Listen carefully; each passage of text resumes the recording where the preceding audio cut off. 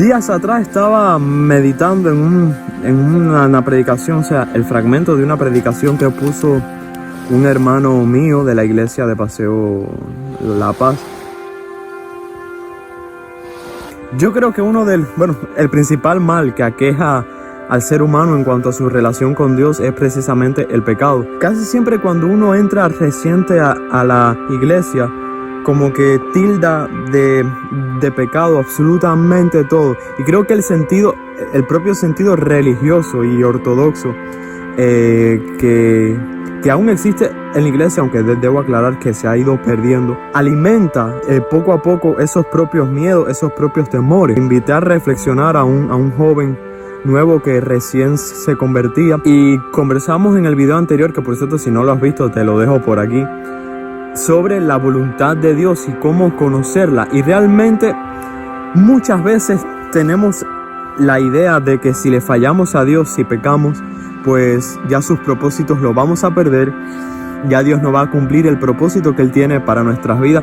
Y realmente yo les invito a pensar algo.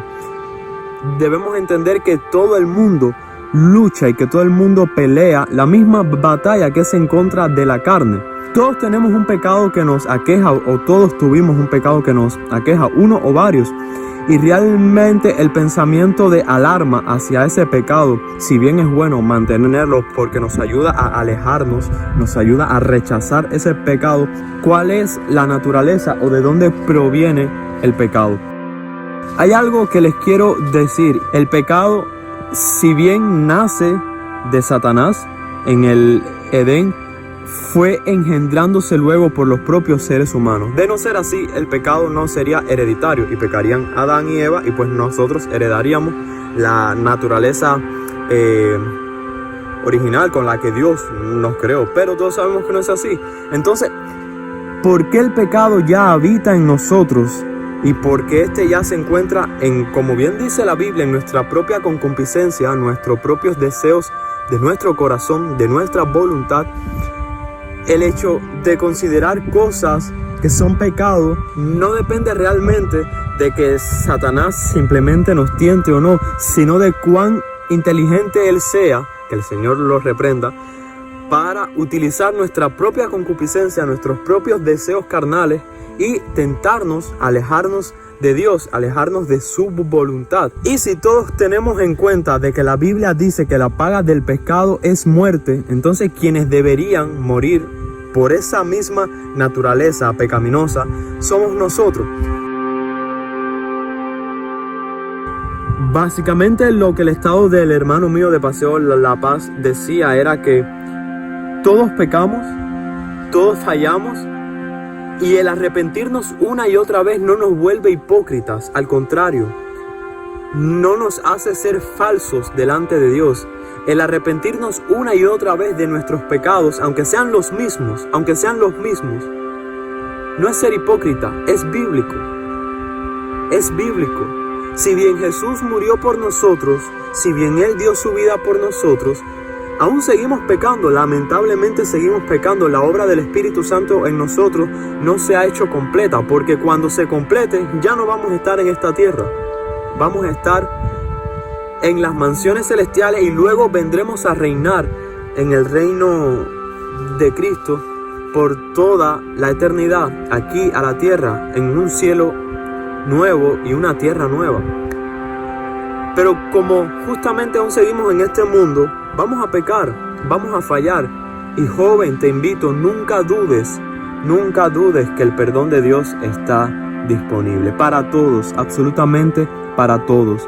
Hay un principio que muchas veces nuestra propia conciencia ignoramos por el mismo sentido religioso que aún se imparte en la iglesia, lamentablemente. Hay algunos pecados que se consideran mayores que otros. Asesinar a una persona se considera mayor que mentir. Incluso hay ciertas denominaciones, no voy a decir nombres para que nadie se sienta ofendido, que así lo creen. Pecados capitales, pecados superiores a otros. Y realmente no nos damos cuenta que todos los pecados, si son medidos por su consecuencia, tienen la misma consecuencia, que es que nos aleja, que nos separa directamente de la gloria de Dios. Todos, absolutamente todos, tienen el mismo resultado, tienen la misma consecuencia. Y si todos tienen el mismo impacto sobre nuestras vidas, está totalmente errado pensar que uno es mayor que otro, porque todos nos dañan de la misma manera y lamentablemente nos aleja de la gloria de Dios. Y si crees en el Evangelio, si vas a la iglesia, si realmente Dios ha convertido tu vida, deberías tener en mente que Jesús es ese puente. Cuando Jesús murió por nosotros en la cruz, se convirtió en ese puente entre nosotros que estamos separados y la vida eterna que Dios brindaba en el jardín del Edén. El estar desconfiado, el tener temor de poder acercarte a Dios y que este te consuma en la era de la gracia, realmente es algo que incluso te lleva a llamarle a Dios mentiroso, porque Dios te ha dado apertura total y te ha dicho: hijo mío, yo te amo, yo te espero, por favor, intenta una y otra vez. Y esta es la primera parte de el proceso de sanidad, el proceso de limpieza, el proceso que solamente el Espíritu Santo no lo puedes hacer tú, va a empezar a hacer en tu vida. Y la segunda parte tiene que ver mucho con esto. El proceso de sanidad solamente depende del Espíritu Santo y de las fuerzas que Dios pone en tu vida. Muchas veces nosotros nos esforzamos y buscamos medidas, pero ya la Biblia lo dice: el hombre podrá armarse de armas, de caballos, de ejércitos, pero solo Dios da la victoria. Y en la historia de la Biblia hay cientos de historias que demuestran esto.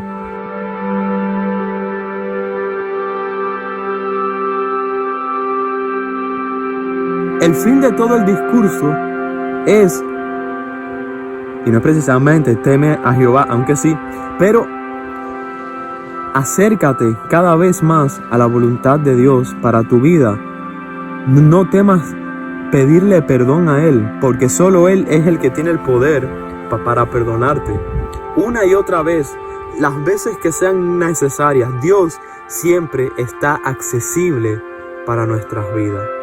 Y nunca es demasiado tarde. Si realmente antes creías en Él y estabas en sus caminos y te has apartado por algún pecado, o te has apartado porque has sentido temor, o simplemente te fuiste por otras razones y luego conociste al mundo de nuevo y te entregaste a las pasiones que todos conocemos de este mundo, y realmente luego te has arrepentido de vivir de esa manera y quieres volver a la voluntad de Dios, joven, te repito, nunca va a ser tarde. E igual que al hijo pródigo, el Padre amoroso siempre te va a esperar con los brazos abiertos. Lo bonito de este lugar, y es lo que les quiero mostrar ahora, o por lo que a mí me llamó muchísimo la atención la primera vez que vine, es que el agua es muy profunda aquí. Y de hecho, ahora mismo estoy viendo que hay una corriente. Ahora se las voy a mostrar. Una corriente en el mar, para que vean lo profunda que, incluso por encima de la superficie del agua, tú ves cómo esa corriente mueve las aguas. Se las voy a enseñar. Es que hay muchísimo diente de perro, que son las rocas filosas que les mostramos durante todo el camino. O sea, tremenda corriente, pero tremenda corriente. Se las voy a enseñar ahora. ¿Ven estos movimientos como del agua, así como que caminan para allá y se alejan? Bueno, pues eso es una corriente de agua. Realmente, para estar tan cerca de la orilla, está muy, muy profunda. Y pues este lugar siempre me ha gustado porque no solo porque es la propia entrada de la bahía, o sea, justo enfrente lo que queda es el Cayo Sabinal, que es la otra punta de la boca de la bahía, sino que también se encuentra lo más cerca posible el cañón. El cañón es esta zona oscura que ven por aquí, que es por donde pasan los buques mercantes, y pues desde niño crecí viéndolo básicamente y me gusta muchísimo este lugar. Es, yo creo, de los lugares más hermosos que yo he visitado en mi vida.